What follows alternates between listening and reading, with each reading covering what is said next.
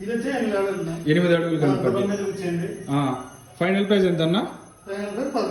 11,000. చూడండి ఫ్రెండ్స్, గుర్రం మీద వినాయక స్వామి చాలా బాగుంది.